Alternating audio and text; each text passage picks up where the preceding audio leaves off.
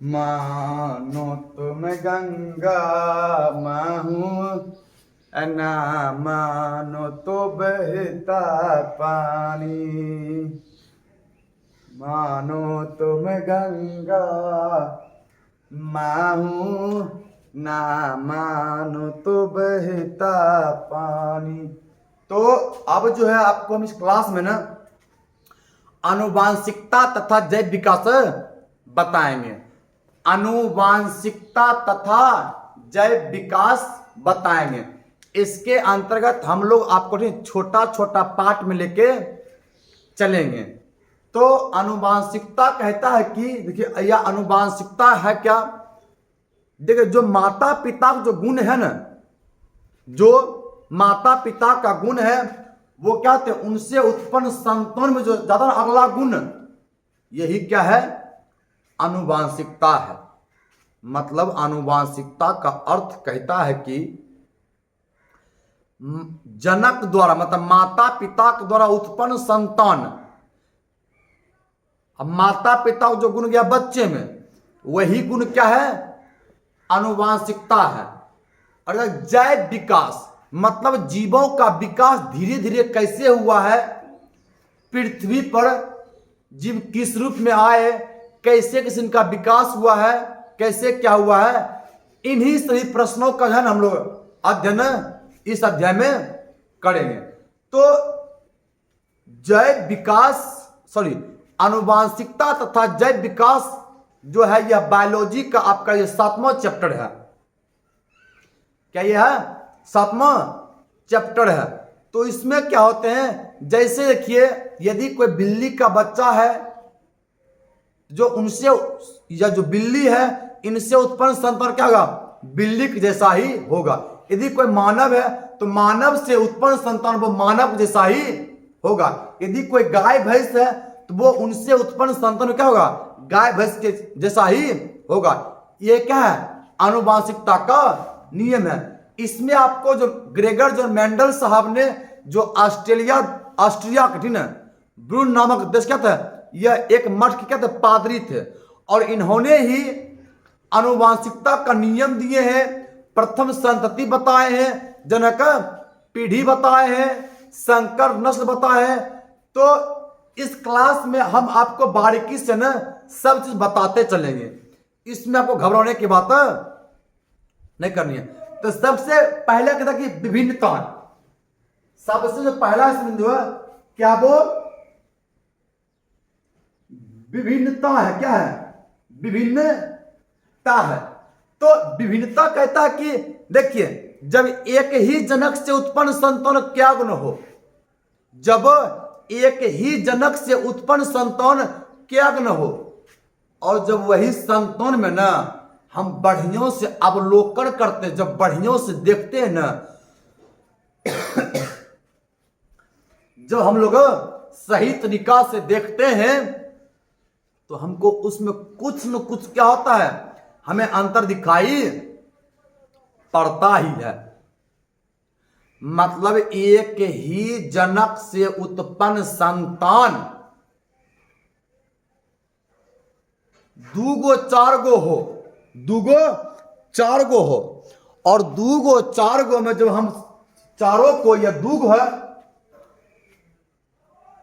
तो अवलोकन करते हैं, तो उनमें जो है ना हमें कुछ न कुछ अंतर दिखाई देता है, कुछ न कुछ हमें भिन्नता दिखाई पड़ती है। क्या क्या अंतर दिखाई दे सकता है, जिससे कोई लंबा है थोड़ा ज्यादा, कोई थोड़ा कम है, किसी का आवाज बढ़िया है तो किसी का आवाज थोड़ा सा वो है, शरीर का गठन किसी का कुछ और है तो किसी का कुछ और है। मतलब दो चार गो संतान में एक ही जनक का हो, एक ही जनक से उत्पन्न संतान हो, और उनमें जो है ना हम जब बढ़ियों से अवलोकन करेंगे, सही से देखेंगे ना, तो हमें उसमें कुछ न कुछ क्या था, अंतर दिखाई पड़ता ही है। इसी अंतर को ना विभिन्नताएं कहते हैं, विभिन्नता कहते हैं। इसी अंतर को विभिन्नता कहते हैं। मतलब एक ही जनक से उत्पन्न संतान कम से कम दूगो हो, यह मैक्सिमम तो हम इसका गिनती नहीं कर सकते हैं, या हम बोल नहीं सकते हैं। एक ही जनक से उत्पन्न संतान होती ना, मतलब दो या दो से अधिक हो, जब उनका हम अवलोकन करते हैं, मतलब उनको बड़ी गौर से देखते हैं ना, तो इसी अंतर को ना विभिन्नता कहते हैं, इसी अंतर को विभिन्नताएं कहते हैं। और जो विभिन्नताएं हैं वो आपका होता है दो प्रकार के, विभिन्नताएं दो प्रकार के। आपका एक होता जननिक, जननिक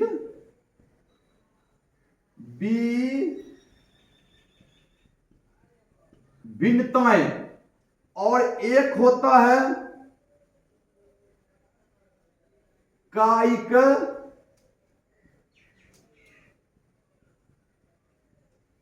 विभिन्नताएं।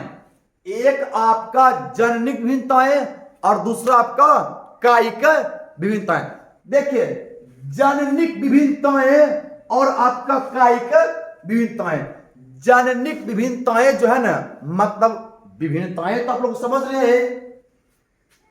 जननिक मतलब जन्म से ही उसमें क्या हो जाएगा, कुछ न कुछ क्या अंतर रहेगा, जन्म से ही, या वो लंबाई में हो, या मोटाई में हो, या शरीर का गठन में हो, कुछ में भी हो। कब से? वो जन्म से ही। जिसने कहता है ये तो ऐसे जन्म होती है, मतलब जन्म से ही ऐसा है, ये जन्म से ही विकलांग है, ये जन्म से ही बहरा है, ये जन्म से ही गूंगा है। मतलब वैसी विभिन्नताएं जो जन्म से क्या हो, उसमें वो विभिन्नताएं हैं। ऐसे विभिन्नताएं ना कहते हैं जननिक विभिन्नताएं। ऐसी विभिन्नताएं ही जननिक विभिन्नताएं कहलाती है। मतलब वैसी विभिन्नताएं जिसके शरीर में जन्म से ही कुछ न कुछ हमें भिन्नता दिखाई पड़ती है ना, इसी को हम लोग क्या कहते हैं, जननिक विभिन्नताएं कहते हैं। इसी को हम लोग जननिक विभिन्नताएं कहते हैं। कि कायिक विभिन्नताएं, कायिक विभिन्नताएं, कायिक विभिन्नता है ना, या तो वातावरण के प्रभाव से, वातावरण के प्रभाव से, या शरीर का कोई भी अंग ज्यादा उसका उपयोग करने से उसमें भिन्नताएं होती है। जैसे आप लोग ठीक देखिएगा, जो होते हैं ना टाइल्स पत्थर के मिस्त्री, वो हाथ से टाइल्स को थोपते हैं, ठीक है, उनका हाथ क्या होता है, ये बहुत ही टाइट हार्ड हो जाता है। ये हुआ कार्य के अनुसार, इसमें विभिन्नताएं आया है। अब कोई लोहार है, वो हमेशा क्या था, लोहा मतलब जो हाथ हथौड़े वो मारते रहते हैं। तो इन्होंने अपना दाहिना हाथ पे क्या किया है, ज्यादा किए हैं। इन्हें क्या देगा, कुछ परिवर्तन देखने को मिलेगा। कुछ क्या होता है, खान पान के कारण भी होता है परिवर्तन, विभिन्नताएं।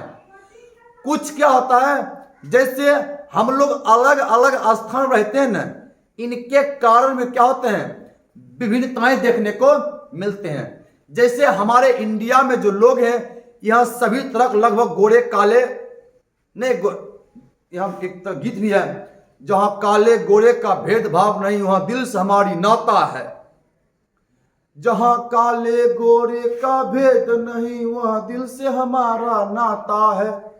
भारत का रहने वाला हूं, भारत का गीत सुनाता हूं। तो यहां तो है ये, लेकिन यहां तो सब रंग का है। लेकिन अब इंडिया के लोग ही, या आप लोग का जो वेस्ट इंडीज है, वो आप लोग क्या आते हैं, सब कड़िया होते हैं। अब यदि वही वेस्ट इंडीज के जो भी व्यक्ति हैं, जैसे आपका खिलाड़ी क्रिस गेल साहब ही हैं, क्रिस गेल ही हैं, या जो एक पोलार्ड जो है, ठीक है, मतलब समझ ही रहे होंगे आप लोग यदि क्रिकेट देखते होंगे। यदि आप उनको भेजे जाए साउथ अफ्रीका, उसको भेजे जाए इंग्लैंड, तो वहां के वातावरण के प्रभाव क्या देगा, उनमें विभिन्नताएं आएगा, परिवर्तन आएगा। तो इसी मतलब जो है ना मौसम के वातावरण से प्रभाव हो या शरीर का कोई अंग ज्यादा उपयोग करने से ज्योतिष कुछ विभिन्नताएं, इसी विभिन्नताएं को ना कायिक विभिन्नताएं कहते हैं। कौन विभिन्नताएं? कायिक विभिन्नताएं कहते हैं। तो यह जो आपका आनुवांशिक तथा जैव विकास, यह मेरा पहला लेक्चर है। तो इसमें जो है ना हम लोग धीरे धीरे आगे बढ़ेंगे। आज तो हम विशेष नहीं बताएंगे, आज आपको हम आनुवांशिकता बता दिए हैं, जैव विकास मतलब जीव कैसे धीरे धीरे विकास किया है, और इसी में हटी है जैविक विभिन्नताएं और कायिक विभिन्नताएं। फिर हम आप लोग आगे जो हटी ना और हम बताते चलेंगे। आज के लिए इतना ही। जय हिंद सभी को।